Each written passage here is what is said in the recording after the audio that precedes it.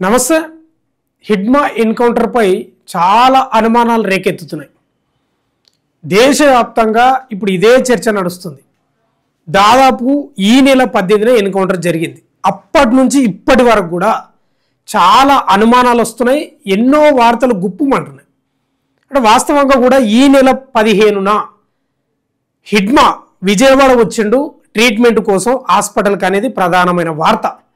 అయితే నిరాయుధులుగా ఉన్నటువంటి హిడ్మా దళాన్ని హిడ్మా భార్యను పట్టుకొని పోలీసులు చిత్రహింసలు పెట్టి లొంగిపోవని ఒత్తిడి చేస్తే లొంగిపోవని చెప్పడంతో ఈ నెల 18న మారేడుమిల్లి అటవీ ప్రాంతానికి తీసుకెళ్లి ఎన్కౌంటర్ చేసిండ్రు అనేది ప్రధానమైన ఆరోపణ. వామపక్ష వాదన నుంచి, ప్రజా సంఘాల నేతల నుంచి, మాజీ మావోయిస్టుల నుంచి వస్తున్న వాదన. ఈ యొక్క వాదనకు బలం చేకూర్చే వార్తలు కూడా వస్తున్నాయి.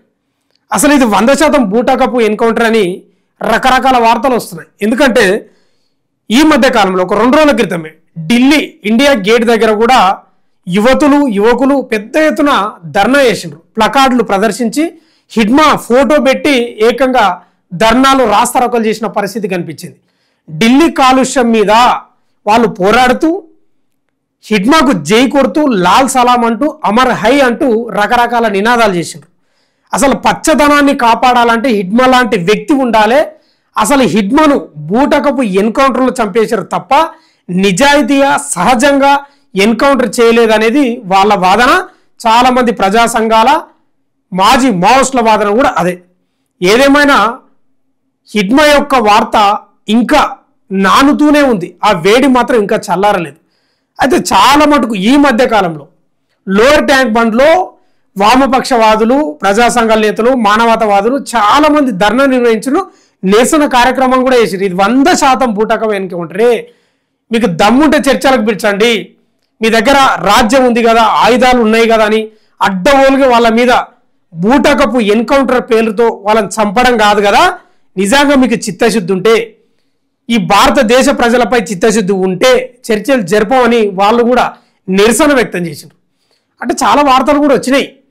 అసలు దండకారణ్యాన్ని దాటి రావడం అనేది హిడ్మా జీవితంలో అది మొదటిసారి.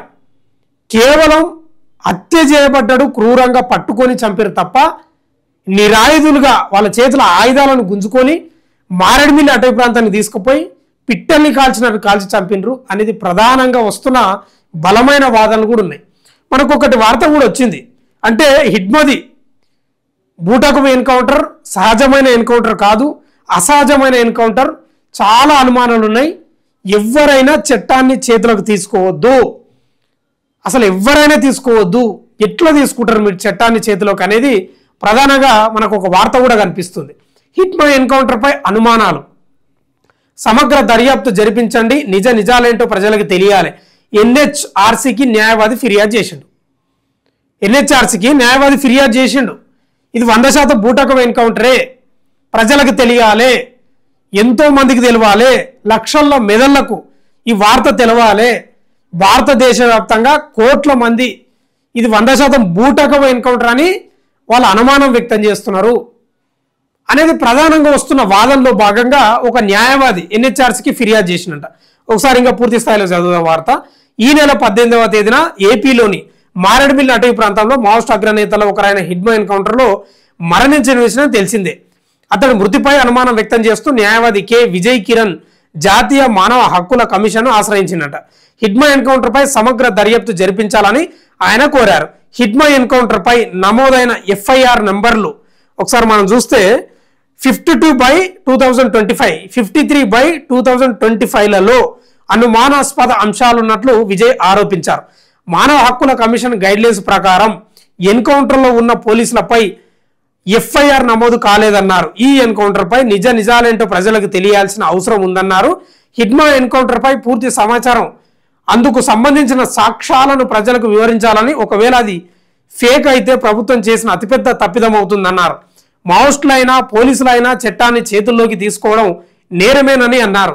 న్యాయవాది విజయ్ ఫిర్యాదు మేరకు ఎన్హెచ్ఆర్సీ హిడ్మా ఎన్కౌంటర్పై దర్యాప్తు చేపడుతుందా లేదా అనే సందిగ్ధత నెలకొన్నది. అంటే ఈ న్యాయవాది ఎన్హెచ్ఆర్సీకి ఫిర్యాదు చేసిండు. మనం గతం నుంచి కూడా చెప్పుకుంటున్నాం. 4.5 దాదాపు 5 దశాబ్దాల ఉద్యమ ప్రస్థానం చూస్తే మావోయిస్టులది ఎన్నో ఒడిదుడుకులు ఎదుర్కొన్నారు. ఆపరేషన్ కగార్కి ముందు తర్వాత అని మాట్లాడుకోవాల్సిన పరిస్థితి వచ్చింది. ఆపరేషన్ కగార్కు ముందు ఎన్నో ఆటుపోట్లను ఎదుర్కొన్నారు, బలంగా నిలబడ్డారు. దండకారణ్యంలో దండై నిలబడ్డారు, బస్తర్లో బలంగా నిలబడ్డారు, అబుజ్మర్లో అడ్డంగా నిలబడ్డారు, నేషనల్ పార్క్లో నిచ్చెన వేసుకొని కూడా వాళ్ళు ఉద్యమం చేసిన పరిస్థితి మనకు కనిపించింది. అలాంటి ఆపరేషన్ కగార్కు ముందు ఉద్యమం, ఆపరేషన్ కగార్తో పాటు ఇప్పుడు జరుగుతున్న ఆపరేషన్ కగార్లో భాగంగా కకావికలమై కూకటి వేలతో పెకిలించి వేయాల్సిన పరిస్థితి వచ్చింది. అందుకే నేషనల్ పార్క్, అబుజ్మాడ్, బస్తర్, దక్షిణ బస్తర్ ఇవన్నీ కాలైపోయినాయి. చాలామంది లొంగుబాటుకు గురైపోయారు, చాలామంది ఎన్కౌంటర్లు చనిపోయారు. ఇక వెన్ను చూపకుండా హిడ్మా లొంగిపోవడానికి ఇష్టం లేక చనిపోతే ఉద్యమంలోనే చనిపోవాలి, తల్లి వేడుకోళ్ళను కూడా పట్టించుకోకుండా ఎన్కౌంటర్కు బలైపోయాడు. అయితే అదే ఎన్కౌంటర్పై భారతదేశ వ్యాప్తంగా కొన్ని కోట్ల మెదల్లో ఒక అనుమానం రేకెత్తుతుంది. ఇది 100% బూటక ఎన్కౌంటర్ అనేది. ఎందుకంటే హిడ్మా కూడా అంత ఈజీగా దొరకడంట. 100% చాలా వార్తలు వస్తున్నాయి. ఏంటంటే మన డీజీపీ ఉంటాడా తెలంగాణలో, లేకపోతే ఎవరన్నా కానీ ఒక డీజీపీ, ఆ డీజీపీకి ఉండే భద్రత కంటే మావోయిస్టు భద్రత 2 ఎక్కువ ఉంటుందంట. ఆ యొక్క దళాన్ని దాటి హిడ్మాను ఎట్లా ఎన్కౌంటర్ చేసినారు అనేదే ఇప్పుడు లక్షల కోట్ల మెదల్లో మెదులుతున్న ప్రశ్న. డీజీపీ కంటే ఎక్కువ సెక్యూరిటీని పెట్టుకున్న హిడ్మా ఎట్లా ఎన్కౌంటర్లు చనిపోతాడు? ఇది 100% బూటకం ఎన్కౌంటర్, పట్టుకొని చంపినారు అనేది ప్రధానంగా వాళ్ళు ఆరోపిస్తున్న పరిస్థితి కనిపిస్తుంది. అదే విషయంగా హిడ్మా ఎన్కౌంటర్పై విజయ్ అనే న్యాయవాది ఎన్హెచ్ఆర్సీకి ఫిర్యాదు చేసిండు.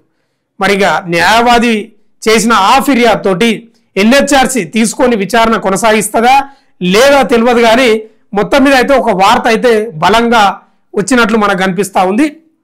ఏదేమైనా హిడ్మా యొక్క మృతితో, ఎన్కౌంటర్తో భారతదేశ వ్యాప్తంగా ఆయనకు మద్దతు కూడా అదే స్థాయిలో పెరుగుతుంది. ఒకరు భగత్ సింగ్ అంటున్నారు, ఒకరు అల్లూరి అంటున్నారు, బీర్సా ముండా అంటున్నారు, ఇట్లా రకరకాల కొమరం భీం, తర్వాత భారతదేశపు చెగువేర్ అని రకరకాల ట్యాగులు తగిలిస్తున్నారు ఇప్పుడు. అంటే ఈ స్థాయిలో ప్రజాదరణ ఉందని నాకు తెలిసి కేంద్ర ప్రభుత్వం కూడా ఎక్స్పెక్ట్ చేయకుంటుంది. అంటే ఒక రకంగా ఇండియా గేట్ దగ్గర జరిగిన ఆ యొక్క ధర్నాలో భాగంగా ఒకసారి కేంద్ర ప్రభుత్వం కూడా కొంత అలర్ట్ అయిన పరిస్థితి కనిపిస్తూ ఉంది. ఎందుకంటే మావోయిస్టు ఇజాన్ని, మావోలను భౌతికంగా లేకుండా చేయాలనుకున్న లక్ష్యాన్ని చాలా తొందరలో చేరుకునే అవకాశం ఉంది 2026 మార్చి 31కి. కానీ ఆయనకు మద్దతుగా ఇంతమంది ధర్నాలు, రాస్తారోకాలు, ప్లకార్డులు, ఇక టర్కీ రాజధాని ఇస్తాంబుల్లో కూడా ఆయనకు మద్దతుగా పోస్టర్లు, వాల్పేపర్లు నడుస్తున్నాయంటే ఏ స్థాయిలో వస్తుందో కేంద్ర ప్రభుత్వం కూడా ఓ రకంగా అంచనా వేస్తుంది, అలర్ట్ అయిన పరిస్థితి కనిపిస్తుంది. చూద్దాం ఏం జరుగుతుందో. మొత్తం మీద అయితే ఎన్హెచ్ఆర్సీకి ఫిర్యాదు అయితే చేసిండు. మరిగా ఎన్హెచ్ఆర్సీ సుమోటగా తీసుకుంటుందా? సుమోటగా అంటే ఆయన ఫిర్యాదు చేసిండు, తీసుకొని ఏమైనా విచారణ చేస్తా చేయదా అనేది మాత్రం ఒక ప్రశ్నార్థకంగా మారింది. కానీ చాలామంది మాట్లాడుకుంటున్నది కూడా ఏంటంటే తీసుకొని చేసుకుంటేనే, సుమోటగా తీసుకొని కేసును ఎప్పుడో తీసుకోవాల్సిందే, విచారణ చేయాల్సి ఉండే తప్ప చట్టాన్ని ఎవరు చేతుల్లోకి తీసుకోవద్దు అనేది చాలా మంది మాట్లాడుకుంటున్న పరిస్థితి అయితే కనిపిస్తుంది. చూద్దాం ఏం జరుగుతుందో. హిడ్మా వార్తలు అయితే ఇంకా చల్లారతలేవు అనేది స్పష్టంగా అర్థమవుతుంది. చూస్తూనే ఉండండి మన తొలి వెలుగు.